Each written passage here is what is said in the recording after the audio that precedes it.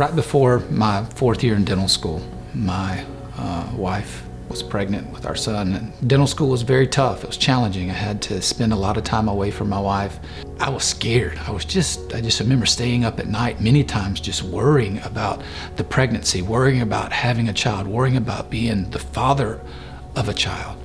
And one night, tired of wrestling in the bed, I just got on my knees and said, Lord, please take over my life. You're going to have to take control. If I take control, I'm going to mess up. And that began a personal relationship with Christ.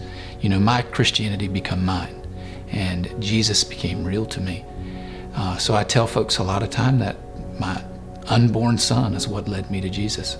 He had to spend a few days hooked up to everything, and we were scared, but there was one doctor in there, Dr. Benny Smith. He gave me a glimpse of what it means to be a caregiver and showing the love of Christ. And he would just ask, can I pray with you? And we were, yeah, that'd be great. And it set us at ease. It was a wonderful testimony that he did. About, I'd say 3 weeks before I was going to graduate, I run into Benny Smith, the resident. And he said, how's that baby doing? And you know, he was a big baby. He was 10 pounds, almost 4 ounces. And he said, how's that big baby doing? And I said, hey, Benny, he's doing great. And he started to walk away, then he stopped and he turned and looked at me and he said, Griff, have you ever thought of going on a mission trip? And I was like, yeah, I have. So about a couple months later, I went on my first mission trip. On a mission field, you know, providing really folks that are really struggling with dental care was a blessing. But the greatest thing was being able to share the gospel of Christ to them, because that's something that they would have forever. I got to be comfortable going on mission trips and sharing the gospel, but I didn't do it much back at home. In fact, the guy that was discipling me asked me, Griff, do you pray with your patients? Do you share your faith with your patients? I was like, no. I mean, I do it on mission field, but I don't do it right there in Lincolnton.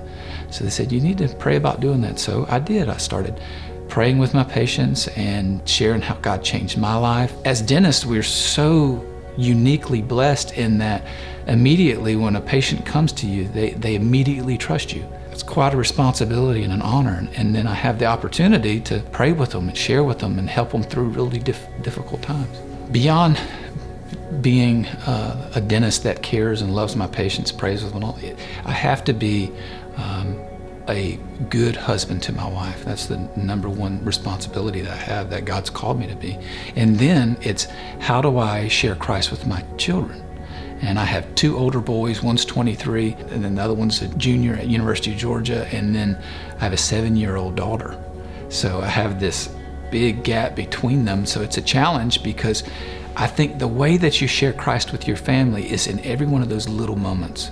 Those are so important. Whenever you're angry or where you're impatient, or you had a bad day, your kids see that.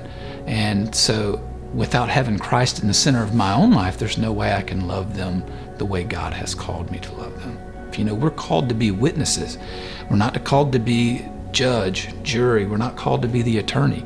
We're just simply supposed to bear witness to what we see and what we have seen, how Christ changed my life and turned me into a more capable husband or a better father. Sharing the gospel does not have to be hard. Sharing your faith, it's just a story. It's a love story. How Jesus loved me changed my life, and I want to tell other people about it.